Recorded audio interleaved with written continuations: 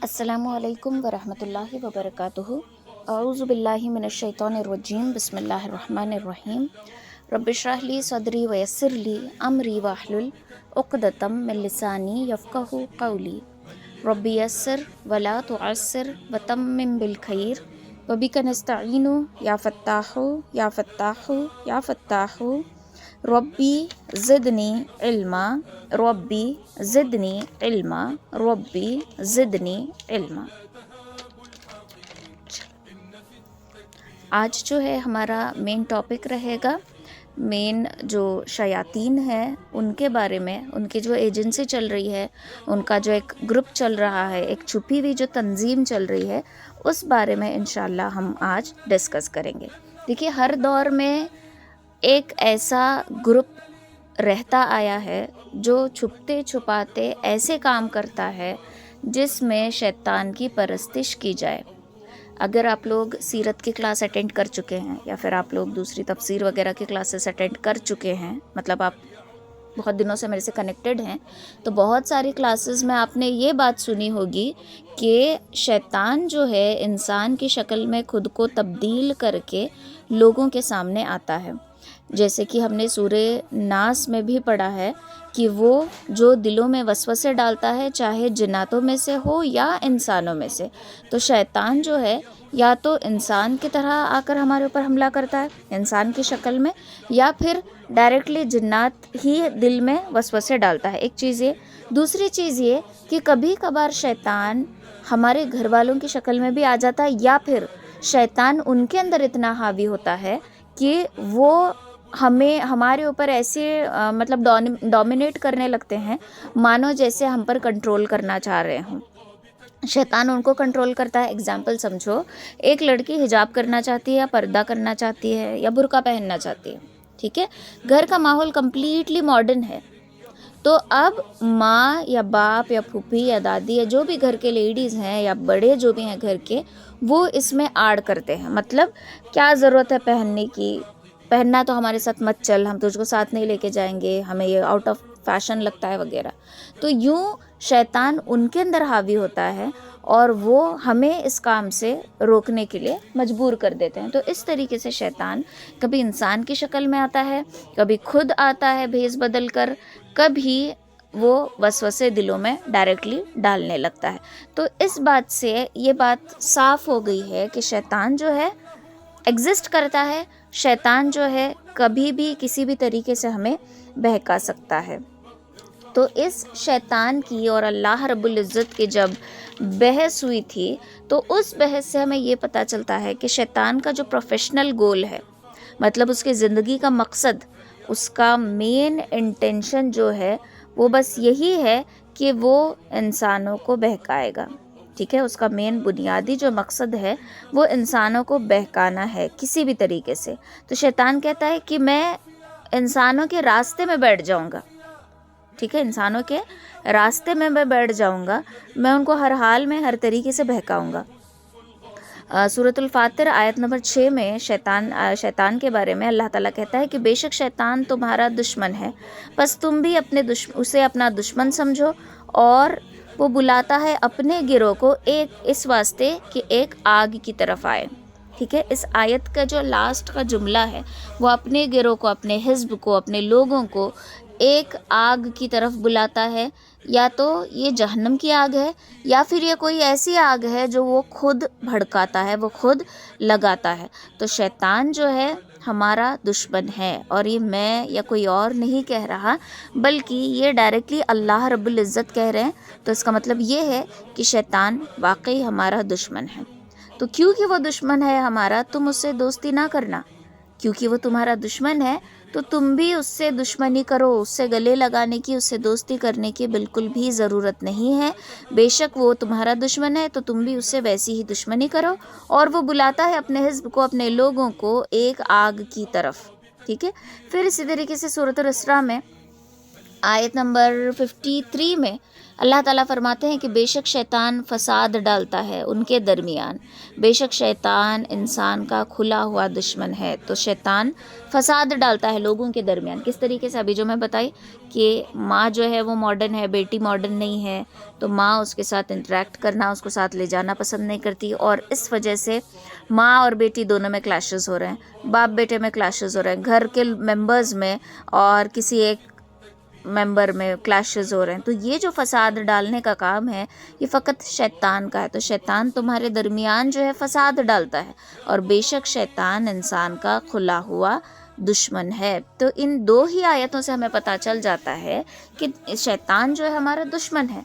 और जब शैतान और अल्लाह की बहस हुई थी, जब शैतान ने आदम अलैहिस्सलाम को सजदा नहीं किया था, दोनों की बहस हुई थी, तो उस वक्त शैतान ने कहा था कि मैं उनके रास्ते में बैठ जाऊंगा, यानी कि इंसानों के, उनको मैं हर तरीके से बहकाऊंगा, ऊपर से, नीचे से, आगे से, पीछे से, दाएं से, बाएं से, जहाँ से वो गुमान भी नहीं कर सकते वहाँ से मैं उनको बहकाऊंगा। तो हर ज़माने में कोई ना कोई एक ऐसी जमात बनी है जो शैतान की पैरवी करती है, लेकिन ये जमातें जो हैं छुप छुप कर काम किया करते थे। ये 12वीं सदी से ये चीज़ चलते आ रही है, ये आज या कल की बात नहीं है, लेकिन फ़र्क इतना है कि तब ये बातें छुपी हुई थी, ये बातें सीक्रेटली चल रही थी, ठीक है। इसलिए इसको कहा जाता है हिडन कॉन्स्पिरेसी थ्योरी, बिकॉज हमें एक्यूरेट भी पता नहीं लगने पाता कि वाकई ये ऐसा एग्जैक्टली दिस ऐसा है।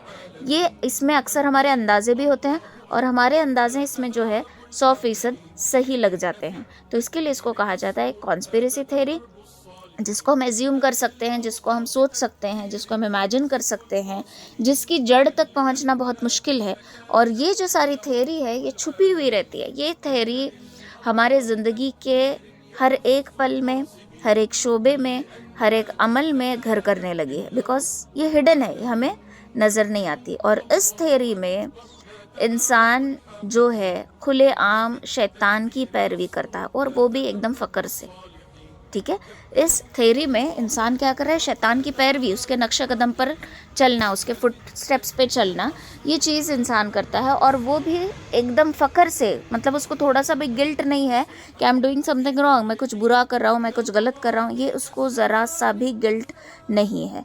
तो इनका काम है कंट्रोल करना, ठीक है। ये जो इस तंजीम में जितने भी लोग हैं उन तमाम का नाम है कंट्रोल करना, कि हर एक पर कंट्रोल आ जाए। बिकॉज़ शैतान का भी यही मकसद था। याद करो, जब शैतान आसमानों की तरफ लेकर गए शैतान को, तो वो ज़्यादा से ज़्यादा इबादत में मशगूल रहता था, किसी से क्लोज़ नहीं होता था, एकदम रिज़र्व टाइप उसकी आदत थी, किसी से इन्वॉल्वमेंट नहीं, किसी से मिंगल नहीं होता था, सिर्फ खुद और अपनी इबादत, और अल्लाह ताला के हर एक कुदरत के नज़ारे पर वो देखता था, गौर व फिक्र करता था। अब ये जब जुमले हम सुनते हैं कि कुदरत के नज़ारों को देख रहा है, गौर व फिक्र कर रहा है, तो फ़ौरन से हमारे दिमाग में बात आती है कि ये नेक था, है ना। लेकिन इसका मेन इंटेंशन था कंट्रोल करना, पावरफुल बनना, ओहदे मिलना, और इसलिए इसने इतनी मेहनत की। फिर ये आराम से हर जगह घूमता था, और एक वक्त ऐसा आया कि ये ख़ज़ानों का ख़जानची बना, जन्नत के ख़ज़ानों का, ये फ़रिश्तों का मुअल्लिम बना, हाँ, फ़रिश्तों का सरदार बना, मुक़र्रिब बना, ओहदे पर ओहदे इसको मिलते गए। तो this is what he wanted, इसको ये चाहिए था। इसका मकसद इबादत नहीं था, इसका मकसद सिर्फ ओहदों को हासिल करना और बड़े बड़े फ़रिश्तों पर कंट्रोल हासिल करना। तो मेन इंटेंशन शैतान का था कंट्रोल हासिल करना। और जब ये दुनिया में आदम अलैहिस्सलाम के पास गया तो वहाँ भी इसने कंट्रोल करने की कोशिश की, लेकिन आदम अलैहिस्सलाम को ये कंट्रोल नहीं कर सका, तो हव्वा अलैहिस्सलाम को कंट्रोल किया। फिर जब दुनिया में आए दोनों, तो तब भी कंट्रोल करने की कोशिश की आप आदम अलैहिस्सलाम के बेटे काबिल को, और उसके हाथों दुनिया का पहला कत्ल करवाया, और उस पर इतना कंट्रोल करवाया कि वो आग की परस्तिश करने लगा। क्योंकि शैतान आग से बना है, तो इसलिए आग की परस्तिश शैतान ने सबके हाथों करवाई। तो इस तरीके से शैतान का मकसद होता है टू कंट्रोल, हर एक इंसान पर कंट्रोल करना, हर एक इंसान के दिमाग पर कंट्रोल करना। जब हमारे दिमाग पर कंट्रोल होता है तो हम कैसे समझेंगे? इसको समझने का एक सिंपल सा तरीका है। ये चीज़ कितने % सच है, सही है, पता नहीं, बट एज ए एक्सपीरियंस मैंने जो महसूस किया है वो बता रही हूँ कि जब दिमाग पर हमारे कंट्रोल हो जाता है ना, तो दिल के अंदर से कोई चीखता रहता है, वो आवाज़ हमें आती रहती है, बट हम उसको अनसुना करते हैं। और दिमाग पे जो कंट्रोल है वो इतना स्ट्रांग होता है कि हमारे अंदर से जो आवाज़ आ रही है ना, उसको हम सुन के भी उसको एक्सेप्ट नहीं कर पाते। तो ऐसे हालात में दिमाग के कंट्रोल को झटके से तोड़कर दिल की आवाज़ को सुनना है, क्योंकि दिल की आवाज़ अल्लाह की तरफ से होती है। ठीक है, तो शैतान दिमाग पर ही कंट्रोल करता है। जब दिमाग पर कंट्रोल करने लगता है तो दिल में बातें आने लगती है। शैतान डायरेक्टली दिल पे कंट्रोल नहीं करता, क्योंकि दिल ईमान का महल है। दिल ईमान जो है दिल में बनता भी है, बिगड़ता भी है। तो दिल जो है ईमान का महल है। तो डायरेक्टली शैतान हमारे दिलों पर कंट्रोल नहीं करता। फर्स्ट वो दिमाग पे अटैक करेगा, दिमाग हमारा सुन्न हो जाएगा, फिर उसके बाद वो हमारे जज्बात पर कंट्रोल करने लगेगा, हमारे दिल के थ्रू। ठीक है, तो ये जो सारी तंजीम है, ये जो सारे लोग एक इसमें काम कर रहे हैं, एक ग्रुप बन के काम कर रहे हैं, तो ये सारे लोग हर जगह थे, हर दौर में थे, हर इसमें थे। जैसे कि यहाँ पे नॉर्थ इंडिया में ठग लाइफ थी, सुना होगा आपने इस बारे में। ये भी खुफिया तंजीम थी जो छुपते छुपाते काम करते थे। फिर उसके बाद कैरेबियन नाइट्स आपने देखा होगा, जो इसमें जो सारे जो इसमें समंदर में जो बड़ी बड़ी जंगें होती थी, कैरेबियन सी कुछ कहते हैं उसको, जो बड़े बड़े लोग थे वो भी शैतान की परस्तिश करते थे। ये आपको देखने मिलेगा। एक तुर्की की सीरीज़ है हायरुद्दीन बारबरोसा, किसी ने देखा है नहीं देखा पता नहीं। उस सीरीज़ में आप देखोगे तो आपका माइंड ओपन हो जाएगा। यहाँ पे मेरा इंटेंशन आपको ये देखो करके कोट करना नहीं है, लेकिन बजाय इसके कि आप पाकिस्तानी ड्रामेज़ देखो, इंडियन टीवी सीरियल्स देखो, स्टार प्लस, जी टीवी, हर पल जियो, हम टीवी, इस पर अपना टाइम बिताने के बजाय इन चीज़ों को हम डाइवर्ट कर देंगे तो ज़्यादा बेहतर रहेगा, क्योंकि इससे हमारी नॉलेज बढ़ेगी। तो इस सीरीज़ में दिखाया गया है कि जो समंदर के जो सारे लोग हैं जो लड़ाई करे हैं, मुसलमानों से जंग करे हैं, मुसलमान हायरुद्दीन जो है उन्होंने अपने भाई रईस, इलियास, हायरुद्दीन और एक बड़े भाई का नाम मैं भूल गई, ये सब लोग समंदर में जंगें किया करते थे। और जो समंदर में जिन लोगों से जंगें हुआ करती थी वो सारे लोग शैतान की परस्तिश करते थे। लेकिन अगर आज हमारे बच्चों पर, हमारी यूथ पर नज़र डाली जाए तो ये जो समंदर में जो जंग करते थे, जो कैरेबियंस वाले थे, वो हमारे बच्चों के नज़दीक एक लीड रोल रखते हैं। ठीक है, एक हीरो का एक मॉडल रोल प्ले करते हैं, जबकि कहानी पूरी उल्टी है, बिकॉज दिखाया नहीं जाता। तो इसलिए ऐसी सीरीज़ देखा करो ताकि जो हकीकत है ना वो आंखों के सामने आ जाए। ओके, सीरीज़ में भी चेक करो कि सीरीज़ को बनाने वाला कौन है। ठीक है, बिकॉज बहुत सारी सीरीज़ ऐसे हैं जो इस्लामिक करके दिखाए जाते हैं बट इस्लामिक नहीं होते, उसमें की सारी जो स्टोरी है वो बाइबल वगैरह से ड्राइव की होती है। ठीक है, तो उसके लिए थोड़ा सा ध्यान देकर उस पर भी फोकस करो, तो थोड़ा ध्यान देकर कि कहाँ बन रही है।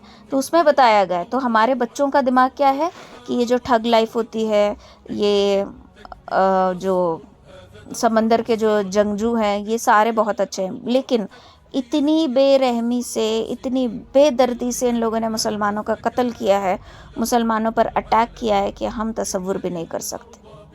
ठीक है, तो बुराई को हमारे सामने हीरो बना कर रख देते हैं। तो ये ठग लाइफ वगैरह। फिर उसके बाद ईरान के असासीन, इसको हम सलादिन अय्यूबी की सीरीज़ में देख सकते हैं कि इनकी भी एक खुफिया तंजीम थी। हशाश भी कहा जाता है इनको, असासीन भी कहा जाता है। तो इनकी एक भी खुफिया तंजीम थी जो सीक्रेटली काम करते थे। ठीक है, फिर उसके बाद नाइट ऑफ टेम्पलार्स, ये यूरोप के लोग थे। इसके बारे में मैं आपको कल बता चुकी थी कि ये यूरोप के जो थे ये सलेबी लोग थे। ठीक है, जंगजू थे। इनका काम था जंग करना और कुद्स में अपने लिए जगह बना लेना, कुद्स में जो है अपने लिए जगह बनाना। और ये भी एक खुफिया तंजीम थी, ये छुपते छुपाते काम करते थे। और इन लोगों को जब सलाहुद्दीन अय्यूबी ने चुन चुन कर मारा तो ये लोग कुछ भाग के चले गए जर्मनी की तरफ, कुछ भाग के आए यूके की तरफ। जो जर्मनी की तरफ गए उनके ग्रुप का नाम हुआ इल्यूमिनाटी, और जो यूके की तरफ गए उनके ग्रुप का नाम हुआ फ्री मेसन्स। दोनों का मकसद सिमिलर है, लेकिन इल्यूमिनाटी जो है ये ज़्यादा डार्क है। अगर फ्री मेसन से कंपेयर किया जाए, दोनों तो है ही डार्क, मतलब दोनों ही खतरनाक है, लेकिन फ्री मेसन से ज़्यादा डेंजरस जो है वो इल्यूमिनाटी है। और ये सारी जो निज़ाम है इनका जो चला हुआ है, ये सब कुछ एक खुफिया तौर पर चला हुआ था, लेकिन अब धीरे धीरे ये चीज़ें खुलकर सामने आ रही हैं। बट अब ये लोग ज़्यादा छुपेंगे नहीं, क्योंकि अब इनकी ताकत जो है फैल चुकी है। अगर ये थोड़ी सी इनकी जमात लिमिटेड होती, थोड़ी होती, तो ये छुपते छुपाते ही काम करते। अब चूंकि इनके पास लोग बहुत ज़्यादा इकट्ठा हो चुके हैं, तो इनके पास तादाद बहुत ज़्यादा, इसलिए अब इनकी बातें जो है खुल खुल कर सामने आ रही हैं, छुपा हुआ कुछ भी नहीं रहा। ओके, तो ये जो इल्यूमिनाती है, इसको दज्जाली जमात भी कहा जा सकता है, बिकॉज ये दज्जाल की आमद का इंतज़ार भी कर रहे होते हैं, इसको अपना मसीहा मानते हैं। तो इसमें बहुत सारे जीव्स भी, जेविश लोग जो हैं वो भी, यहूदी, वो भी जो है इसमें इन्वॉल्व हैं। अब ये जो इल्यूमिनाती है, इनका काम क्या है, इनका मकसद क्या है? तो जैसे कि हमने शैतान का मकसद पढ़ा कि शैतान का मकसद है कंट्रोल करना, तो शैतान हर जगह से जैसे कंट्रोल करना चाह रहा है, वैसे ही इल्यूमिनाती की जो टीम है, जो ग्रुप है, वो भी हम पर कंट्रोल करना चाहती है। ठीक है, तो जब ये चीज़ बनी, ये इल्यूमिनाटी की सोसाइटी बनी, तो 1750 में ना इनके ऊपर पाबंदी लगा दी गई थी रोम में। ठीक है, इनका पाबंदी हो गया था, इनको स्ट्रिक्टली मना कर दिया गया था। फिर धीरे धीरे और ये छुपते छुपाते काम करने लगे, और यूं करते करते इनकी तादाद बढ़ गई, और ये फिर हाई सोसाइटी में इन्वॉल्व होने लगे। पहले ये लूसीफर नामी शैतान की परस्तिश करते थे। आपको मैंने फ़ोटो सेंड किए थे ग्रुप में। जो बकरे की शक्ल का है उसको बैफोमेट कहते हैं, और जो दूसरा जिसको पर है सिर्फ, उसको लूसीफर कहते हैं। ठीक है, वो उसकी परस्तिश किया करते थे। फिर और ये लोग शैतान के जो भी हुक्म हैं उनको प्रॉपरली फॉलो करते हैं, प्रॉपरली उनको फॉलो करते हैं। और ये लोग का मानना है कि हम एनलाइटेंड हैं। एनलाइटेंड यानी कि हम बख्शे हुए हैं, हमारे ऊपर एक, समझो जैसे नबी अलैहिस्सलातु वस्सलाम के ऊपर वही आती थी, ये उसी जुमले का इस्तेमाल करते हैं कि, और कहते हैं कि हम हमारे गॉड से बातें करते हैं, हम इंटरैक्ट करते हैं, हम उनसे बातचीत करते हैं। ठीक है, तो इनके ग्रुप में से किसी एक को जब इंटरव्यू ली गई थी, तो उसको पूछा गया कि तुम्हारा गॉड जिससे तुम इंटरैक्ट करते हो, बात करते हो, वो कैसा दिखता है। तो उसने जो बाकायदा ड्राइंग करके दिखाई, और जिसने जो हुलिया बताया, वो सेम टू सेम बकरे की शक्ल से मैच कर रहा था। और जो एक और फ़ोटो जो मैंने आपको भेजी थी, जिसमें शक्ल बकरे वाली है, जो 2 उंगलियों का निशान करके बैठा, और उसके जिसके पास 2 बच्चे हैं, खड़े हैं, वो है बैफोमेट। ये उसने उसकी शक्ल का जिक्र किया था, और उसके बाद फिर ये इसकी भी इबादत करने लगे। अब ये जो बैफोमेट है, उसकी तस्वीर के ऊपर थोड़ा सा गौर करना। अगर आप ग्रुप में जाकर फ़ोटो ओपन कर सकते हो, तो फ़ोटो ओपन करके देखो उसको, कि उसके सामने 2 बच्चे हैं। 2 बच्चे बड़ी मतलब शिद्दत से, अकीदत से उसको देख रहे हैं, सर उठाकर। हाँ, और वो एक रोब में सीना तान कर बैठा हुआ है। उसके हाथ की उंगलियों पर गौर करो, 2 फिंगर्स का निशान है, दैट इज़ 1 1 11। ओके, 11 का नंबर दिया गया है। उसके सींगों के पीछे देखो स्टार मार्क है। स्टार मार्क इसके इजरायली के फ्लैग पर भी हमें देखने को मिलेगा, सेम मार्क। ओके, फिर उसके 2 सिंग हैं, शैतान के 2 कर्ण जिसको कहा जाता है। इसलिए कहा जाता है कि ज़वाल के वक्त में और मकरूह औकात में सजदा करने का हुक्म क्यों नहीं है, क्योंकि शैतान उस वक्त सूरज के दरमियान होता है। ठीक है, ये 2 पॉइंट्स याद रखो, सूरज के दरमियान का होना और इसके 2 फिंगर्स, ये पॉइंट याद रखो। तो ये यहाँ पर जो जिस तरीके से उसको बताया गया है, इसकी इमेज से ही हमें बहुत सारे मैसेजेस मिल रहे हैं। इसके अलग अलग नाम है, इसको बाल भी कहा जाता है, BAAL बाल भी कहा जाता है, इसको बैफोमेट भी कहा जाता है।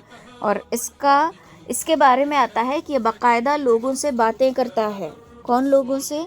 ये जो इस इल्यूमिनाटी की जमात में हैं, इन लोगों से ये बाकायदा बात करता है, इनको एनलाइटन करता है, इन पर रोशनी डालता है, और इनकी ह्यूमन इंटेलिजेंसी अवेक हो जाती है, यानी कि इनकी दिमाग की जहानत, सोचने समझने की कैपेसिटी, इनके वाइब्स। हाँ, अगर आपको पता है कि नहीं पता, बीच में बेलगाम में मेरे ख्याल से 2015-16 के दरमियान, ये 3 सालों में ही, मोस्टली 15 और 16, 2015-16 में एक कोर्स फेमस हुआ था बेलगाम में, ओपनिंग थर्ड आई, किसी ने सुना या देखा है उसके बारे में? हमारे यहाँ आजमनगर में ही खुला था, जो पेट्रोल पंप है HP पेट्रोल पंप, उसके ऊपर बड़ा सा बोर्ड लगाया गया था, ओपनिंग थर्ड आई। किसी ने देखा या सुना है? Any idea? चल, ओपनिंग थर्ड आई जो है एक ऐसा कोर्स है जिसमें दिमाग की जो जहानत है, ह्यूमन इंटेलिजेंसी जिसको कहा जाता है, उसको इतना पॉलिश किया जाता है, इतना पॉलिश किया जाता है कि आंखें बंद करके बच्चे जो हैं वो, आप समझो दूसरे कमरे में आपके हाथ में कोई चीज़ है, इस कमरे में बैठकर बच्चा बोलता था कि आपके हाथ में क्या है, माइंड रीड करता था सामने वाले का।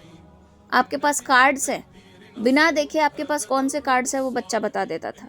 आपके पास नोट है, नोट के ऊपर नंबर कौन सा है, बिना देखे वो बच्चा बता देता था।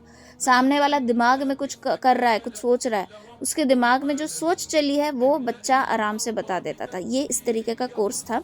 मैं इतना डिटेल इसलिए बता रही हूँ कि मैं अटेंड तो नहीं की, लेकिन मैं आंखों से देख चुकी हूँ ये चीज़, बिकॉज मैं वहाँ पे ट्यूशन्स लेने के लिए जाती थी, तो वहाँ पे कुछ बच्चे हुआ करते थे, तो मैं उनको देख कर ये चीज़ समझ गई। तो तब थोड़ा सा खटका था, तब मुझे भी इस बात का इतना नॉलेज नहीं था, लेकिन जब उसके पोस्टर पर ध्यान गया तो एक लड़की है, मतलब एक किड का इमेज लिया गया है, हाथों में इसने कैंडल पकड़ी है और उसकी थर्ड आई पेशानी पर खुली हुई है।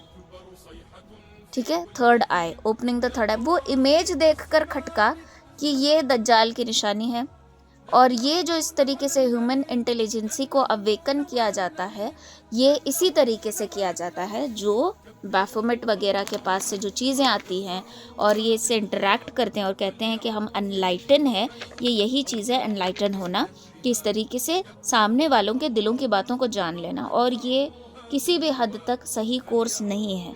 अगर किसी ने किया है या करने का सोच रहा है, अभी तो उतना सुनने में नहीं मिल रहा हो, लेकिन उस टाइम 2016 वगैरह के टाइम, मुझे अच्छे से याद है 2015 या 16 का टाइम होगा, बहुत ज़ोर पकड़ चुका था ये कोर्स। हर जगह बेलगाम में इसका चल रहा था, हुबली में, धारवाड़ में, बहुत जगह बड़े बड़े banners, and it was like magic.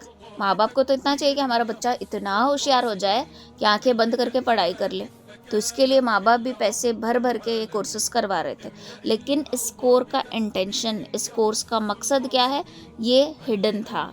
ये एक हिडन कॉन्स्पिरेसी थ्योरी थी जिसको कोई नहीं समझ पाया, मैं भी नहीं समझ पाया। मैं भी एडमायर कर रही थी, वाह ये कैसे होता है। 2 मिनट के लिए दिल चाहता कि मैं भी करूँ, मैं भी सीखूँ, फिर पता नहीं कैसे दिल से वो ख्याल निकल गया। लेकिन देखो इस तरीके से होता है, मेरे भी दिल में आया था, तब मुझे समझ में नहीं आया वो चीज़, लेकिन वो तस्वीर देखकर गौर थोड़ा सा खटका था।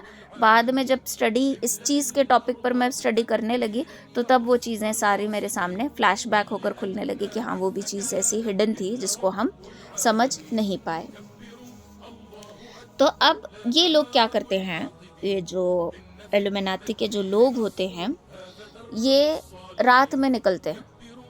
ठीक है, जो कहते हैं कि एनलाइटन है हम लोग, ये दिन के वक्त कभी नहीं निकलते, ये रात में निकलते हैं। और ये ब्लैक कलर के कपड़े पहनते हैं, सर से लेकर पाँव तक पूरा पैक, और इनके कपड़ों पर शैतान की तस्वीर होती है, यही बैफोमेट की या डेविल की जो है वो तस्वीर होती है। एक बड़ी सी आग जलाते हैं, जो स्टार मार्क जो आपको यहाँ पर इस बैफोमेट के पीछे नज़र आ रहा है, सिंगों के पीछे, वैसा मार्क ड्रॉ किया जाता है, आग लगाई जाती है, फिर उसके अतराफ़ में कुछ निशानियाँ बनाई जाती हैं जो सिम्बॉल्स हैं सारे सैटानिक, वो भी इंशाल्लाह मैं आपको दिखाऊंगी। सारे सैटानिक सिम्बॉल्स लगाने के बाद हर एक बंदा नशे की एक एक गोली खाता है, ठीक है, एक डोज खाता है। सब लोग एक दूसरे का हाथ पकड़ते हैं एंड सब लोग डांस करते हैं, सब लोग आग के तरफ डांस करते हैं, और डांस करते करते वो फील करते हैं कि हम एनलाइटन हो गए। ठीक है, हम, और उनमें से जो जितना ज़्यादा शैतान का दोस्त होगा उसी को शैतान जो है इंटरेक्ट करेगा, उससे वो डायरेक्टली इंटरेक्ट करेगा, किसी की शक्ल में आकर करेगा, बट करेगा ज़रूर। ठीक है, तो इस तरीके से इनकी तंजीमें चलती हैं रात में। अब आओ कुरान की तरफ। अल्लाह ताला कुरान ने पाक में क्या कहता है, सूरे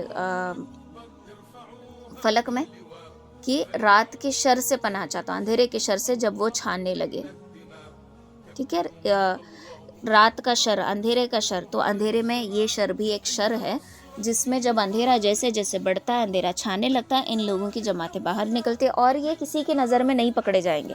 ये इतना छुपते छुपाते, इतने सुनसान एरिया में ये लोग अपना ये जो सारी चीज़ें लगाते हैं, आग का जलाना और शैतान को बुलाना, ये सारी चीज़ें इतना सीक्रेटली करते हैं कि इसको कोई देख नहीं पाता। रेयरली कहीं भी कोई चीज़ कैप्चर हुई होगी, बट जिसने भी बोलना चाहा, जिसने भी कैप्चर इसमें इनके इंटरनल बातें जिसने भी बताए चाहे हैं, वो दुनिया में बाकी नहीं रहे, उनको ख़त्म कर दिया जाता है। तो अभी भी बहुत सारी चीज़ें हिडन है जिसको हम नहीं बता सके, जिसको हम नहीं जान सके। ओके, तो ये इस तरीके से आग जलाते हैं और आग की तरफ बुलाते हैं। अब वापस आओ उस आयत की तरफ, सूरह फातिर के आयत नंबर 6। ये अपने हिज़्ब को, अपने लोगों को बुलाता है आग की तरफ। तो ये वही आग हो सकती है कि जो आग जलाई गई है। और हाँ, उस आग के पास ना इंसानों की खोपड़ियाँ रखी जाती हैं, स्कल, जो स्केलेटन में जो हेड्स होते हैं वो रखे जाते हैं। क्योंकि क्या करना है, दिमाग, खोपड़ी में क्या है, दिमाग पर क्या कर रहा है, कंट्रोल। तो इस तरीके से ये सारा निज़ाम यूँ चल रहा है। जब सलाहुद्दीन अय्यूबी के दौर में ये जो नाइट्स ऑफ टेम्पलार थे, जो सलेबी थे, ये लोग भी कहते थे कि हम अनलाइटन हैं, हम अनलाइटन हो गए हैं। ठीक है, तो हमें हमारी ह्यूमन इंटेलिजेंसी अवेक हो गई, हमारी जहानत एकदम तेज़ हो गई है। तो इन लोगों का मानना था कि जो तख्ते सुलेमान अलैहिस्सलाम के तख्त के नीचे जो जादू वगैरह की चीज़ें दफन थी, ये इन लोगों ने खोद कर निकाली थी। अब शैतान ने इनको एनलाइटन क्यों किया था? इनको एनलाइटन शैतान ने इसलिए किया था ताकि वो जो जादू की चीज़ें दफन हैं, जैसे कि कबाला मैजिक, ये बहुत ही डार्क और बहुत ही डीप मैजिक है। ब्लैक मैजिक से भी ख़तरनाक मैजिक होता है कबाला मैजिक। कबाला मैजिक में ही ये डिजिट्स यूज़ होते हैं, 1:1, 11 नंबर, 9-11, ये सारे नंबर्स कबाला मैजिक में यूज़ होते हैं। तो ये मैजिक वगैरह वहाँ पे था। 2 फरिश्ते जो दुनिया में जादू का इल्म लेकर आए थे, कौन से फरिश्ते थे वो? याजुज माजुज तो एक कौम है। 2 फरिश्ते जो आए थे, अल्लाह ताला ने उनके आजमाइश के लिए उनको भेजा था। वो फरिश्ते हैं हारूत और मारूत, सूरतुल बकरा में आता है ना, हारूत मारूत पढ़ा होगा आपने। उनके पास जो इल्म था वो जादू का इल्म था, उनके पास जादू का इल्म था। फिर सारा सुलेमान अलैहिस्सलाम का किस्सा हो गया सब कुछ। तो ये जादू वहाँ पर सुलेमान अलैहिस्सलाम के तख्त के नीचे दफन था और शैतान ने इनको इंस्पायर किया कि इनको, ये नाइट्स ऑफ टेम्पलार्स को, कि उसको निकालो, उनको उकसाया। हो सकता है कि किसी के शक्ल में आकर इसने बात की हो सकता है कि दिल में वसवसे डाले हो, लेकिन 99% चांसेस ये हैं किसी के शक्ल में आकर इसने मुलाकात की है और मुलाकात करके इसने कहा है कि वहाँ पर जो ख़जाने हैं उसको निकालो, और उन्होंने उसको निकाला भी था। इसमें ताबूत सकीना भी आता है। ताबूत सकीना यहूदी मानते थे कि इसमें हर वो ताकत है। अगर ये ताबूत सकीना जिसके पास होता है, मतलब ताबूत सकीना में ना इब्राहिम अलैहिस्सलाम की, यूसुफ अलैहिस्सलाम, जितने भी नबी गुजरे हैं उनके कपड़े, उनकी नबूवत की निशानियाँ वगैरह उसमें महफूज हैं। तो ये ताबूत सकीना जिसके पास होता है वो दुनिया पर कंट्रोल करता है, ऐसा यहूदियों का मानना है। तो इस तरीके से ये सारी चीज़ हो गई। फिर इन्होंने वो मैजिक ढूंढ कर निकाला। अब इनके पास जो स्ट्रॉन्गेस्ट पावर है, जो इल्यूमिनाटी के पास, वो है द कबाला मैजिक। और ये कबाला मैजिक नज़र बंद करने में काम आता है, दिमाग को ब्लॉक करने में काम आता है, ये सारी चीज़ें। और ये बहुत ही डीप और डार्क मैजिक है। इस मैजिक का इस्तेमाल ख़ास करके इल्यूमिनाटी की जो तंजीम है, ये जो लोग हैं, ये इस पर अमल करते हैं। ठीक है, कबाला मैजिक में जो डिजिट्स यूज़ किए जाते हैं, 9-11, 9:11, 11 नंबर, जैसे कि हम यहाँ पर बैफोमेट के तस्वीर में देख सकते हैं कि 2 फिंगर्स हैं उसके हाथ में, वो दिखा रहा है 1:1, 2। ठीक है, ये जो 2 फिंगर्स हैं, ये निशानी है कि मैं यूँ, हम अल्लाह एक है के लिए कौन सी फिंगर उठाते हैं? शहादत की उंगली हम उठाकर बोलते हैं ना कि मैं शहादत में गवाही देती हूँ कि अल्लाह एक है। तो ये शहादत की उंगली अल्लाह की हुई। दूसरी फिंगर ये खुद को खड़ा करता है और कहता है कि अल्लाह से कॉम्पिटिटिव अगर कोई है तो मैं हूँ। ये हमेशा अल्लाह से कंपटीशन करता है, हमेशा शैतान। अल्लाह का तख्त अर्श के ऊपर जो समंदर है वहाँ पर लगता है, शैतान का तख्त ज़मीन के ऊपर जो समंदर है वहाँ पर लगता है, और ये बाकायदा यहाँ पर बैठकर लोगों तक पैगाम पहुँचाता है, लोगों तक बातें पहुँचाता है, सारे कारगुजारियाँ सुनता है। तो ये रोज़ शाम को अपना तख्त लगाता है। इसके लिए समंदर के पास शाम में नहीं जाना अक्सर बोलते हैं, मे बी इसलिए या कोई और वजह होगी, बट हर शाम ये अपना तख्त वहाँ पे लगाता है। हर शैतान आकर अपनी अपनी कारगुजारी सुनाता है, नए नए जो भी आइडियाज़ होंगे इसके पास ये लोगों को मतलब शैतानों को देता है, फिर वो शैतान उसको लोगों में जो है वो सप्लाई करते हैं। अब इनका जो कंट्रोल है इल्यूमिनाती का, इनका कंट्रोल हायर सोसाइटीज़ पर ज़्यादा है, जैसे कि Hollywood, specially Hollywood, okay, specially Hollywood में इनका कंट्रोल ज़्यादा है। इंग्लिश मूवीज़ जो वगैरह आती हैं इसमें इनका कंट्रोल ज़्यादा है। नेक्स्ट आता है बॉलीवुड, जो हमारी मूवीज़ होती हैं इस पर भी इसका कंट्रोल है। म्यूजिशियंस, म्यूज़िक इंडस्ट्री को इसने पूरा कंट्रोल में लिया हुआ है। इल्यूमिनाटी कनेक्टेड है म्यूज़िक जो भी सारी चीज़ें, म्यूज़िक के जो भी लोग हैं, म्यूजिशियंस जो भी हैं, म्यूज़िक वर्ल्ड जितना भी है, सबको इसने कंट्रोल में ले रखा है। पॉर्न इंडस्ट्री इसके कंट्रोल में, मोबाइल गेम्स इसके कंट्रोल में, सारी चीज़ें इसके कंट्रोल में है, और ये कंट्रोल करके उस कंट्रोल के थ्रू इंसानों को कठपुतली बनाकर नचा रहा है। ओके, इसका काम है बस नचाना। सूरतुल अनाम आयत नंबर 112 में आता है, और इसी तरह हमने बनाया है हर नबी के लिए दुश्मन, शयातीन, इंसान और जिन, जो सिखाते हैं एक दूसरे को मलमू की हुई बातें, यानी कि बहकाने के लिए उनको मलमू की हुई बातें सिखाते हैं। और अगर चाहता तेरा रब तो वो ये ना करते, पर छोड़ दो उन्हें, और वो जो झूठ गढ़ते हैं उसको भी छोड़ दो, उसमें ज़्यादा अपना दिमाग ना लड़ाओ, बस याद रखो कि वो तुम्हारा दुश्मन है और तुम्हें उससे दुश्मनी करनी है। अब मलमू की हुई बातें क्या है? मलमू की हुई बातें वो बातें हैं जिसको हम बोलेंगे एडॉर्न स्पीच, फैब्रिकेटेड कोट्स, बुरी बात को अच्छा बनाकर सामने पेश करना, ठीक है, अच्छे काम को बुरा बनाकर पेश करना। हॉलीवुड अगर मूवीज़ देखेंगे तो उसमें क़यामत की मूवी भी बनाई गई है, क़यामत द लास्ट डे समथिंग। फिर हॉरर मूवीज़ जब वो बनाते हैं तो उसमें दिखाया जाता है कि शैतान किस तरीके से कंट्रोल कर रहा। अच्छा, एक हॉरर मूवी लेकर चलो, कोई भी एक हॉरर मूवी के बारे में सोचो। एक ईसाई जो ये होता है, फादर जो होता है चर्च का, वो अपने हाथ में होली वाटर, क्रॉस साइन सब लेकर आया हुआ है, एंड कोई पोजेस्ड है, और वो उसका जो पोजेशन है, उसका जो शैतान या जो भी उसके अंदर घुसा हुआ है उसको निकालने के लिए आया है। लेकिन ये शैतान वो फादर को ही डरा रहा है। ये हमें मूवी में दिखाया जा रहा है, लेकिन छुपा हुआ मैसेज क्या है इसमें? कि मैं इतना पावरफुल हूँ कि कोई भी रिलीजियस इंसान आकर मुझ पे कंट्रोल नहीं कर सकता, मैं उसे हलाक कर दूंगा। ये बताना मकसद है, ये तुम लोगों को हॉरर एंटरटेनमेंट के लिए दिखाना मकसद नहीं है। ये मकसद है बताना कि मैं कितना कंट्रोलेबल हूँ, मैं कितना पोजेस कर सकता हूँ, मैं कितना तुम्हारे बॉडी पर कंट्रोल रख सकता हूँ, और कोई भी बड़ा से बड़ा रिलीजियस इंसान भी अगर मेरे सामने आए तो वो कुछ नहीं कर सकता। मैं इस फलां शख्स को जान से मारना चाहता हूँ तो मैं मार के रहूँगा। ये मैसेज दिमाग को पहुँचाया जा रहा है। This is called fabricated coating, या फिर मलमू की हुई बातें। ऐसे ही बहुत सारी मूवीज़ में ये दिखाया जाता है कि लड़ाई, वायलेंस, गन चलाना, हाँ, झगड़े करना, कत्ल करना, ये सारी चीज़ें दिखाई जाती हैं। एक्शन मूवीज़ जिसको कहा जाता है। और ख़ास करके हॉलीवुड एक्शन मूवीज़ में जंगें दिखाई जाती। कैसी जंगें? ऐसी जंगें जिसमें तबाह और बर्बादी है। ऐसी मूवीज़ जिसमें एलियंस एंटर कर रहे हैं दुनिया में। बचपन की एक मूवी थी, मुझे याद है, मेन इन ब्लैक। वो लोगों की एजेंसी थी जिसमें वो लोग एलियंस से इंटरैक्ट करते थे, और बहुत सारे एलियन इंसान के, मतलब जो मास्क पहने हुए होते थे, इंसान का अंदर बॉडी जो है एलियन की होती थी, और वो कंट्रोल कर रहे थे सब पे। तो ये जो एजेंसी थी मेन इन ब्लैक, इनका काम था एलियंस को ढूंढ ढूंढ कर निकालना। लेकिन आज पता चलता है कि ये भी एक हिडन कॉन्स्पिरेसी है कि एलियंस का दुनिया में आना, खास करके यूएस अमेरिका वगैरह में बहुत सारे लोग ऐसे हैं जो माने जाते हैं कि एलियन है, बट है नहीं। आप थोड़े बहुत वीडियोस हम देख सकते हैं जिसमें उनकी आँखों का पावर, आँखों का कंट्रोल, सर की मूवमेंट से पता चलता है कि नॉर्मल इंसान नहीं है।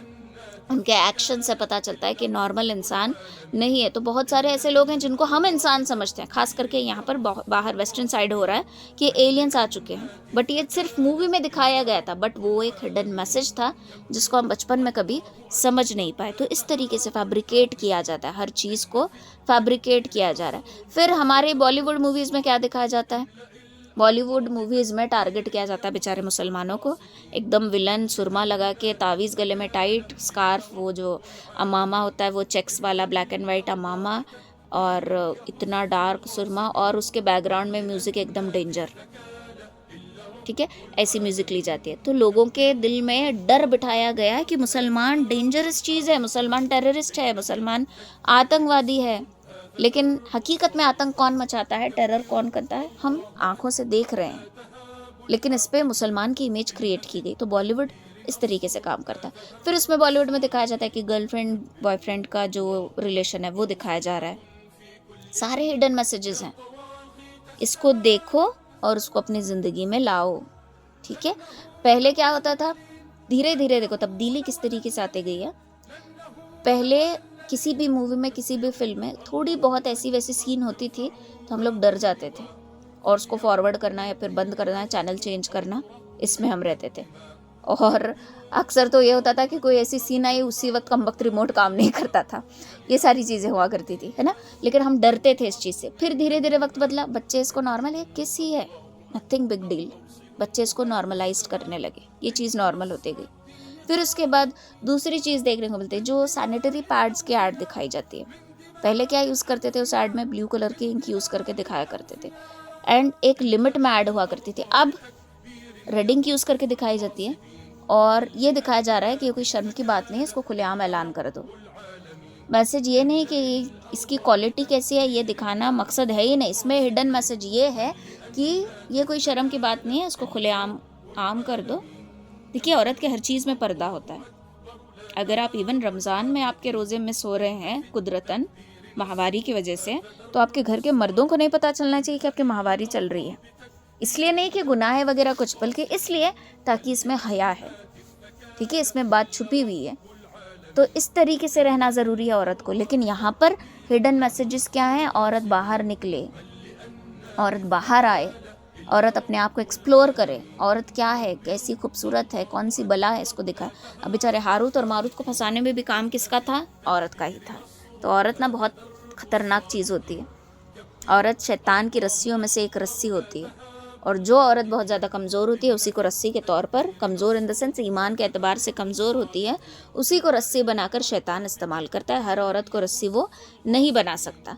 तो इस तरीके से इन तमाम चीज़ों को कहा जाता है फैब्रिकेटेड बातें। तो इसमें फॉल्स वर्ड्स भी आ जाते हैं, झूठी बातें जो है नहीं वो बताना। जैसे कि अभी जो मेन हंगामा चला है अभी फ़िलहाल हमारी कंट्री में, वो औरंगज़ेब रहमतुल्लाह अलैह को लेकर है। हिस्ट्री पढ़ाना नहीं चाहते, हिस्ट्री पढ़ना नहीं चाहते, फॉल्स बातें बताकर माहौल क्रिएट करना चाहते हैं, दंगा मचाना चाहते हैं, खून बहाना चाहते हैं, लड़ाई झगड़े लगवाना चाहते हैं। अब बताओ इनके ऊपर कितना शैतान का कंट्रोल होगा जो लोग ऐसा करते हैं, ठीक है। हिस्ट्री डीपली किसी ने नहीं पढ़ी, क्योंकि ये एक ऐसा बादशाह था जिन्होंने कभी अपने जेब नहीं भरे। 14 रुपये समथिंग के 14 पैसे समथिंग इनकी मिल्कियत हुआ करती थी, टोपियाँ बेचकर बनाकर अपना घर, एक वक्त का बादशाह। कौन ऐसा बादशाह करता है? ये सारी चीज़ें ये लोग नहीं बताते, बस नहीं हमारा ये क्या था वो क्या था। मतलब क्या, मकसद क्या है, नफ़रत फैलाना। और इनके ऊपर भी कंट्रोल किया गया है, इनका मकसद नफ़रत फैलाना है, मोहब्बत को ख़त्म करना है, आपसे ताल्लुक़। और ये सब लोग नहीं करते, ये गिने चुने लोग करते हैं, और नफ़रत जो है सब में फैल जाती है। तो इस तरीके से इसको कहा जाता है मलमू की हुई बातें। तो ये इसका टारगेट है इब्लीस का या शैतान का, जो इस तरीके से बातों को बना बना कर लोगों के सामने पेश करता है, फितने मचाता है। तो इसकी बातों में अल्लाह क्या कह रहा है कि इसकी बातों में मत जाओ, इसकी बातों, इसने जो घड़ा हुआ है इसको, मैंने खुद इसको मोहलत दे रखी है क्योंकि इसने चैलेंज किया है, तो इसकी बातों में तुम इन्वॉल्व मत हो। फिर सूरह अराफ में अल्लाह ताला कहते हैं आयत नंबर 27 में, बेशक हमने बनाया शैतान को उन लोगों का दोस्त जो ईमान नहीं लाते। ठीक है, अभी मैं बता रही थी ना कि शैतान उन लोगों पे कंट्रोल किए हुए है। अब ये जो फितने मचा रहे हैं, जो लड़ाई झगड़े करवा रहे हैं, नफ़रत जो फैला रहे हैं, उनके पास ईमान है? नहीं। अगर उनके पास ईमान होता तो उनके अंदर की इंसानियत चीख उठती, उनके अंदर से आवाज़ आती कि भाई ये जो मैं कर रहा हूँ ये गलत है, लेकिन उनकी आवाज़ मर चुकी है बिकॉज उनके पास ईमान नहीं है और उनके सरों पे कंट्रोल शैतान का है। अब ये जो इल्यूमिनाती की टीम है ये क्या करती है, ये हमें प्रोटेक्ट करने का दावा करती है, हमें इन द सेंस जो भी इस टीम में है, जो भी इस ग्रुप में है, उनको प्रोटेक्ट करेगी और उनको फेवर्स देगी, उनके ऊपर फेवर्स करेगी, एहसानात करेगी, उनकी हिफाजत करेगी। फेवर्स इन द सेंस उनको पैसा देगी, उनको मशहूर करेगी, उनको फेम देगी, उनको रुतबा देगी, उनको मकाम देगी और लोग इनके फ़ैन हो जाएंगे। ये इसका दावा होता है, ठीक है, इसका दावा ये होता है। तो शैतान जो है पैसा देकर, मैंने जैसे कहा कि इनके जो ग्रुप है इस तंजीम में सिर्फ हाई क्लास वाले लोग होते हैं, हाई सोसाइटी वाले लोग, बड़े बड़े लोग होते हैं और बहुत सारा पैसा इनके पास होता है, बहुत सारा, आप इमेजिन भी नहीं कर सकते इतने मालदार उनकी कमाई। अभी अगर आप आगे सुनेंगे तो आपकी अक्ल दंग रह जाएगी कि एक एक चीज़ पर इनकी कितनी कमाई है और ये कहीं ना कहीं से कमाई हमारी तरफ से ही जा रही है। हमारी अकल क्या है जब हम सुनेंगे तो दंग रह जाएगी। तो इस तरीके से इन लोगों ने हर एक चीज़ पे, हर एक जगह पे कंट्रोल किया। अब जो शुरू में मैंने आपको बताया था कि एक आग जलाई जाती है और सब लोग नाचते हैं, तो यहाँ पर इनका इंटेंशन जो एनलाइटन होना चाहता है, गिव एंड टेक वाला मामला रहता है। अल्लाह रब्बुल इज़्ज़त के साथ कैसा मामला है कि बस टेक, गिव नथिंग, मुझे कुछ मत दो, बस मेरी इबादत करो काफ़ी है, मैं सब कुछ तुम्हें देने के लिए तैयार हूँ। लेकिन शैतान के साथ मामला क्या है, कुछ दो और बदले में कुछ लो। तो शैतान को अपनी रूहें बेचते हैं, मतलब अपने आप को शैतान के हवाले कर रहे हैं, अपने ज़मीर को, अपनी रूह को बेच रहे हैं ताकि शैतान उस पर कंट्रोल कर सके, ठीक है। ये नाच कर अपनी रूह को शैतान के पास बेच रहे होते हैं और शैतान उनको ये बताता है कि देखो अगर तुम ये काम करोगे तो मुझे ताकत मिलेगी, मुझे ताकत मिलेगी तो मैं तुम्हारे लिए और अच्छे अच्छे चीज़ें कर सकूँगा और तुम्हारी ज़िंदगी को संवार सकूँगा और तुम्हें ओहदे और मर्तबे दे सकूँगा। लेकिन अगर तुम ये चीज़ें नहीं करोगे तो फिर मुझे कमज़ोरी मिलती जाएगी। याद करो कारीन के बारे में मैंने बताया था कि जितने अमाल हम करते हैं, बुरे अमाल, इवन अगर हम लेफ़्ट हैंड से खा रहे हैं कुछ भी, क्योंकि राइट हैंड में हमारे मोबाइल है, लेफ़्ट हैंड से हम एक चॉकलेट या एक कोई छोटी सी बाइट भी लेकर खा रहे हैं, उतने एक लेफ़्ट हैंड से खाने की वजह से उसको ताकत मिल रही है। अल्लाह के नबी सल्लल्लाहु अलैहि वसल्लम ने क्यों कहा होगा कि लेफ़्ट लेग से अंदर जाओ बैतुल खला में, राइट से बाहर आओ? यूं ही एक पैटर्न सेट करने के लिए। वजह है कोई जिसको हम समझ नहीं पाए। लेफ़्ट लेग से दाखिल होना, राइट लेग से बाहर आना किस लिए होगा? लेफ़्ट साइड से जो भी काम किए जाते हैं शैतान को ताकत मिलती है उससे। सुन्नत क्या है कि सीधे हाथ से खाओ, लेफ़्ट हैंड से खाने से मना किया गया, किस लिए?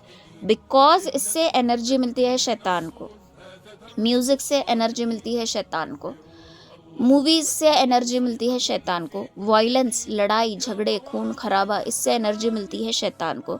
तो ये क्या कहता है कि तुम मुझे अपनी रूह बेचो और ये सारी चीज़ें करो और मैं तुम्हें एनलाइटन कर दूंगा, मैं तुम्हें हर वो फेवर, हर वो पैसा, माल, दौलत सब कुछ अता कर दूंगा जिससे तुम एक मकाम पर पहुंच सकोगे।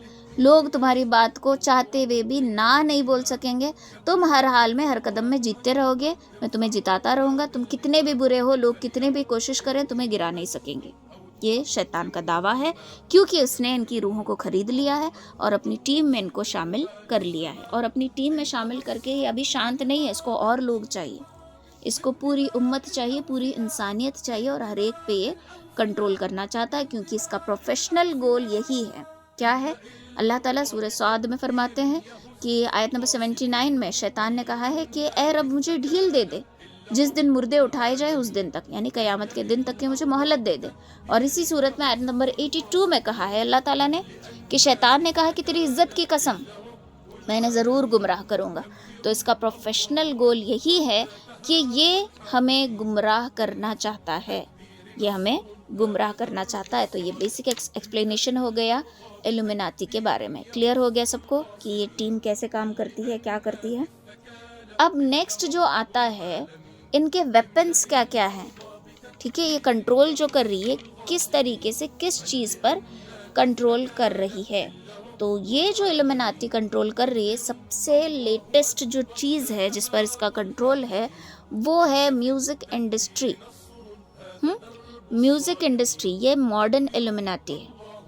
मॉडर्न इल्यूमिनाटी यानी कि ये मॉडर्न चीज़ों पर कंट्रोल करेगी, और मॉडर्न इल्यूमिनाटी का मकसद ये है कि हर इंसान को उसके रिलीजन से दूर करे।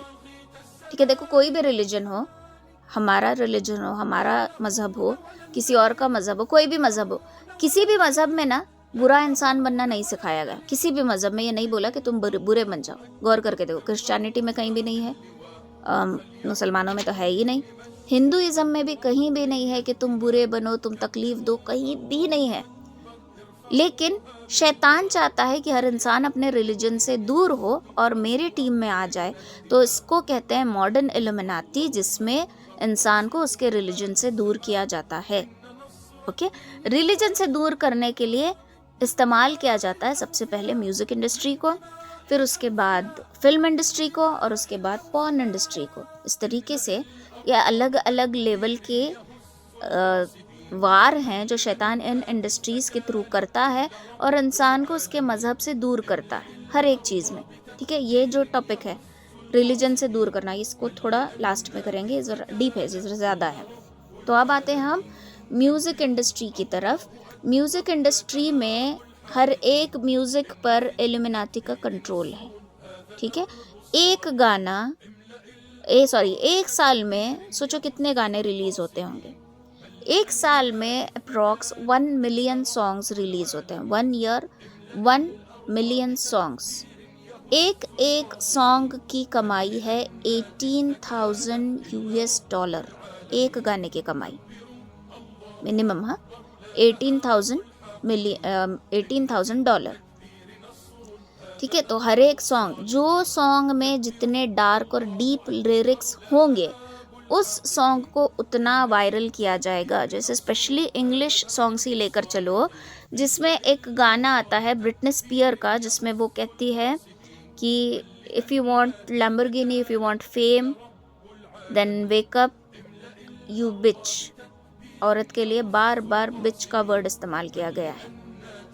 ठीक है, तो इस तरीके से इन्वोक किया जा रहा है।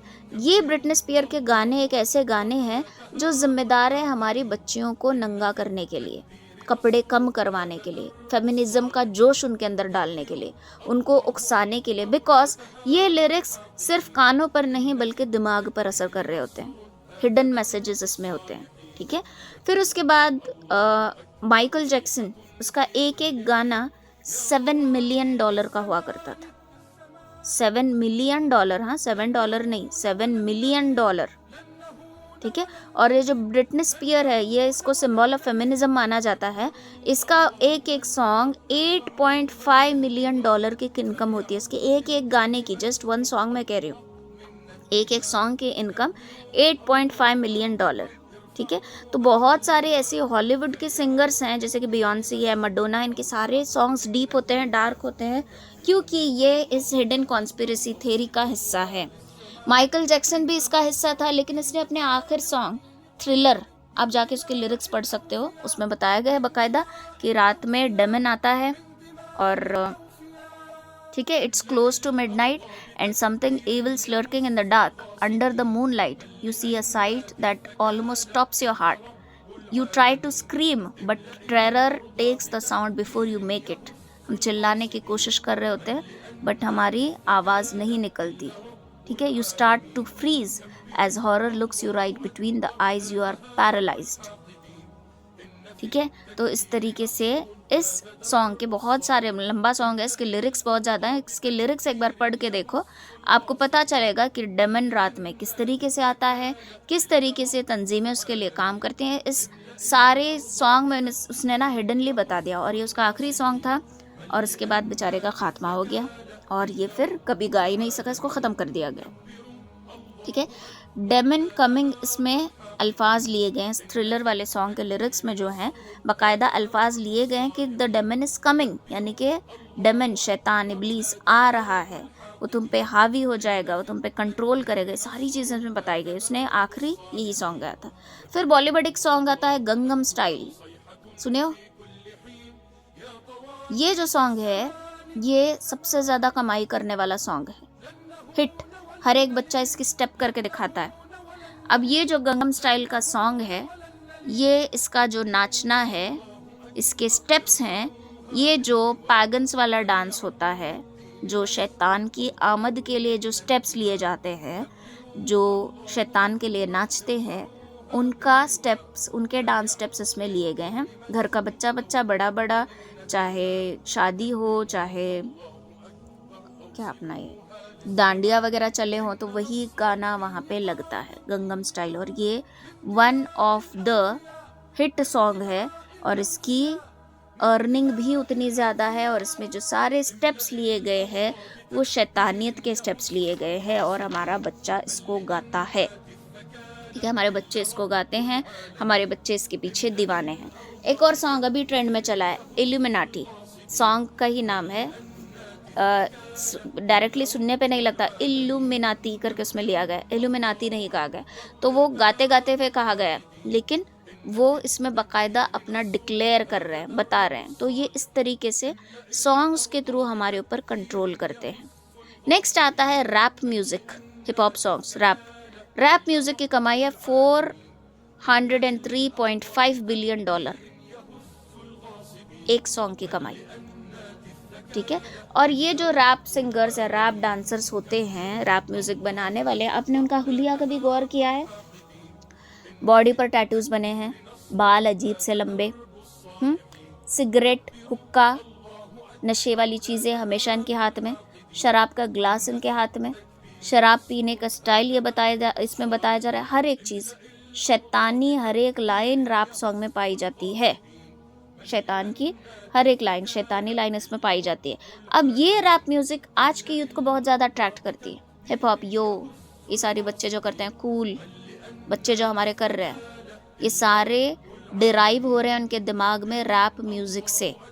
और ये rap music is one of the biggest reason जिसकी वजह से बच्चे ड्रग एडिक्ट हो रहे हैं, बिकॉज उनके दिमाग में बात फिट हो गई है कि हम एक हुक्का, जो बहुत सारे ऐसे यहाँ पर भी क्लब्स वगैरह हैं जहाँ पर हुक्का मिलता है, हुक्का पीना, हुक्के से धुआं उड़ाना, फिर वो सर्कल्स बनाकर धुआं उसका बना के छोड़ना, सारी चीज़ें हमारा यूथ, हमारे बच्चे इसको एक स्टाइल, एक क्या बोलेंगे उसको, हम फेमस होने वाले हैं, हम कुछ बड़ा कर रहे हैं, ऐसा वो फील करते हैं।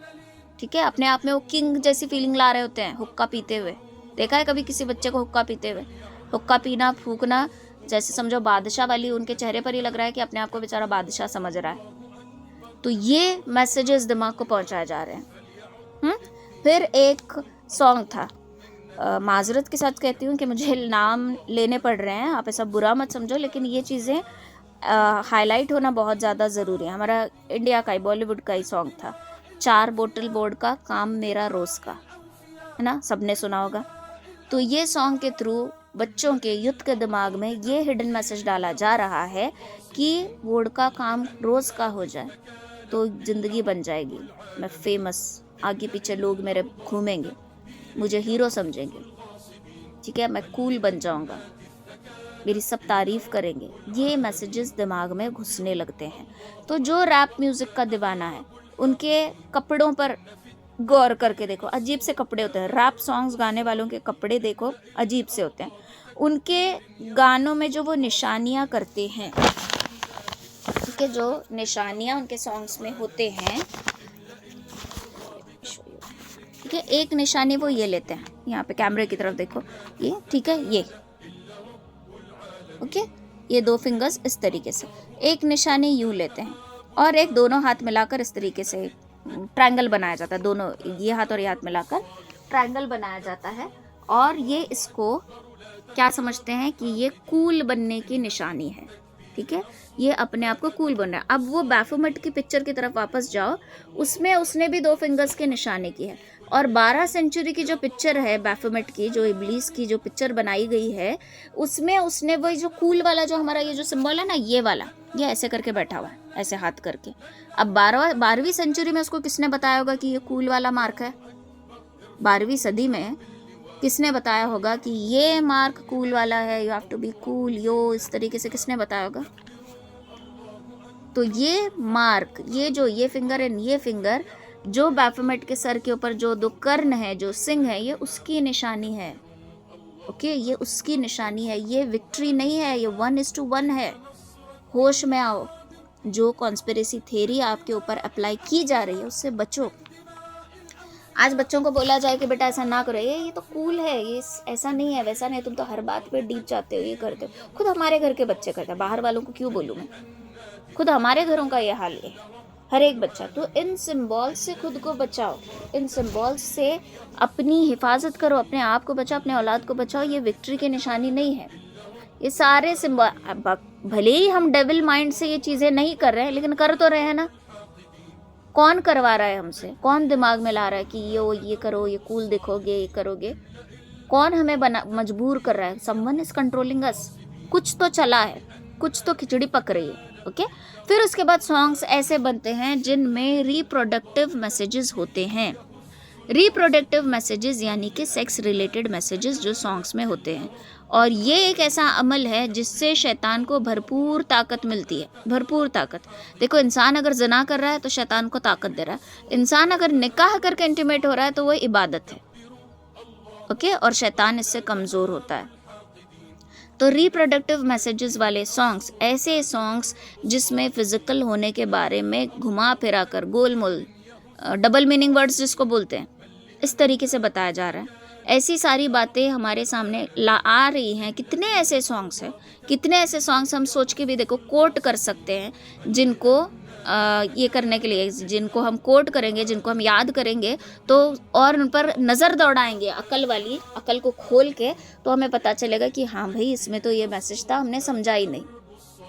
अभी बच्चों के लिए मैं ये सरसरा थोड़ा थोड़ा समझा रही, इतना डीप नहीं समझा इनको। तो हम सॉन्ग्स गाते हैं, सॉन्ग्स में शिरकिया लाइन्स होते हैं। मेरे दिमाग में एक भी गाना आने को तैयार नहीं कि मैं मतलब उनको एक एग्जांपल दूं, आ ही नहीं रहा कौन सा सॉन्ग बोलूं, कौन सा सॉन्ग। एक बच्चा उठ के बोलता है, मैम तुझ में रब दिखता है, तो मुझे हंसी भी आई। मतलब बच्चों के देखो क्विकली माइंड में आ गया। तो ये शिरकिया अल्फाज है। तो इस तरीके से ये तो खैर शिरकिया सॉन्ग्स हो गए, लेकिन रिप्रोडक्टिव मैसेजेस वाले जो सॉन्ग्स होते हैं ये हम पे बहुत गहरा इम्पैक्ट करते हैं। ओके, जब ये सॉन्ग्स हम सुनते हैं तो इंसान के अंदर शहवत बढ़ती है, शहवत का जज्बा उसके अंदर बढ़ता है। वो चाहता है कि मैं, मर्द हो या औरत हो, लड़की हो या लड़का हो, उनके अंदर वो फीलिंग्स अरोज होती हैं, जाग जाती हैं फीलिंग्स। फिर उनकी फीलिंग को पूरा करने के लिए कोई साथ में नहीं होता, तो अब वो क्या करेगा, वो जाएगा पॉर्न साइट पर, ठीक है, अडल्ट साइट्स पे जाएगा, अडल्ट मूवी देखेगा, अपने आप को रिलीज़ करेगा, देन वो रिलीफ फील करेगा। अब ये सारा एक एजेंडा था कि इंसान इसको सुने। और उसके बाद देखो, एक इंसान, एस्टिमेशन जो लिया गया है, एक इंसान दिन भर में 12 घंटे गाने सुनता है। और कुछ तो इतने लेजेंडरी है कि रात को कान में भी हेडफोन्स लगा के सोते हैं, मतलब पूरे 24 घंटे सॉन्ग्स सुनते रहते हैं। तो ये सॉन्ग्स ऐसा हम पे असर करते हैं कि हमारे अंदर की शहवत बढ़ जाती है, फिर हम गलत रास्ते पर जाते हैं। हर लड़की को गलत निगाह से देखने लगता है मर्द, हर लड़के को गलत निगाह से औरत देखने लगती है। एंड फिर बोलते हैं कि why should boys have all the fun. ये जुमला यूं ही आया होगा, ये औरत को उसकी इज्जत हया आबरू से निकालने का जुमला है कि बॉयज़ को ही सब फन क्यों, हम भी तो कुछ फ़न करें, हम भी तो छेड़ें, हम भी तो ये सारी चीज़ें करें।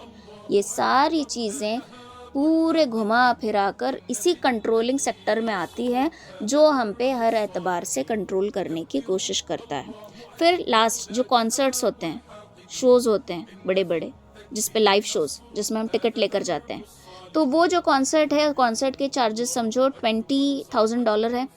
फिर कैमरा, लाइटिंग वगैरह के $10,000, ठीक है, $5,000 किसी और खर्चे के, $1,000, $5,000 एडवर्टाइजमेंट के हैं, ये सारी चीज़ें। लेकिन पर पर्सन से जो टिकट ली जाती है, खास करके यूएस में जो टिकट ली जाती है, वो कितनी होगी? Any guesses? $10,000। जो ली जाती है टिकट वो है $720। $720 को अगर हम INR, इंडियन करेंसी में ये करेंगे तो इट इज़ अराउंड 62,000 पर टिकट। इनका खर्चा कितना हो रहा है? 20,000, 10, 20, 35, 36, 40,000 इनका खर्चा हो रहा है, लेकिन पर मेंबर से टिकट ली जा रही है $7, $600, $700, $720, इस तरीके से टिकट ली जाती है।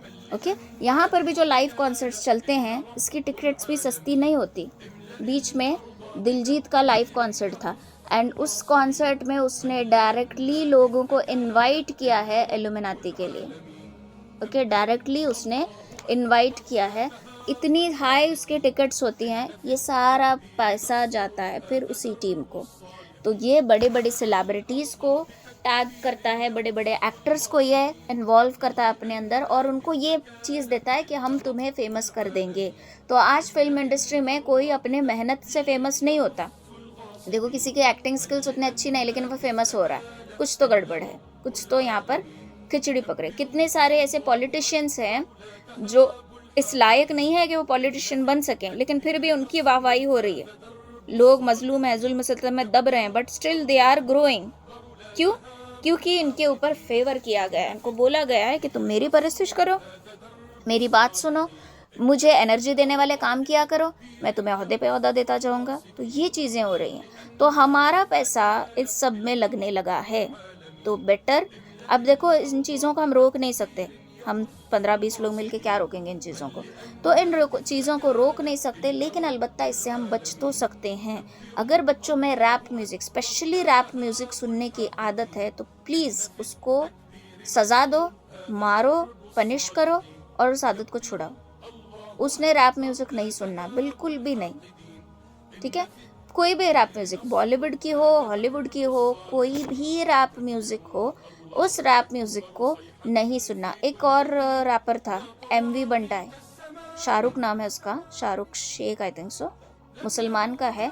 उसके रैप सॉन्ग्स में गाली, ठीक है, हर एक रैप में गाली होती है, उसी के करके नहीं, लेकिन इस तरीके से बच्चे उसके दीवाने। आज भी यहाँ पे हमारे गली में ये बच्चे एक दूसरे को पहले भाई करके बुलाते थे, अभी बंटाई करके बुलाते हैं। इफेक्ट करता है बच्चों पर। तो इसके लिए बच्चों के अंदर रैप म्यूज़िक, बड़ों के अंदर भी है अगर रैप म्यूज़िक सुनने की आदत, हत्ता कि आपके शोहर के अंदर भी रैप म्यूज़िक सुनने की आदत है, तो प्लीज़ उसको छुड़वाओ। ये बहुत ख़तरनाक हथियार है, क्योंकि शैतान की थ्योरी में सबसे फर्स्ट चीज़ जो है वो म्यूज़िक इंडस्ट्री है, हिडन मैसेजेस है। फ्रिक्वेंसी को हाई लो करके अगर हम सुनेंगे तो म्यूज़िक में छुपे हुए मैसेजेस हमें सुनाई देंगे। अलबत्ता शायद इसीलिए अल्लाह के नबी सल्लल्लाहु अलैहि वसल्लम ने म्यूज़िक को हराम करार दिया। ये आने, इसलिए आप सल्लल्लाहु अलैहि वसल्लम कहते थे ना कि जिन बातों को मैं सुनता हूँ, मैं देखता हूँ, उनको तुम नहीं जानते। ये शायद वही बातें हैं जिनको हम नहीं जान पा रहे थे। ओके, तो ये म्यूज़िक के बारे में हो गया। नेक्स्ट आता है film industry and video games. Okay, इसको हम इंशाल्लाह कल या फिर सैटरडे, अगर कल मैं प्रिपेयर हो गई तो कल ही मैं लिंक भेजूंगी, नहीं तो फिर सैटरडे इंशाल्लाह इसको हम कवर कर लेंगे। ठीक है, 2 ही टॉपिक्स रह गए हैं बस में। एक है ये फिल्म इंडस्ट्री किस तरीके से हम पे वार कर रही है, और उसके बाद नेक्स्ट फिल्म ये खाने के आइटम्स, खाने पीने की चीज़ों से उस पर भी किस तरीके से शैतानिक कंट्रोल हो गया।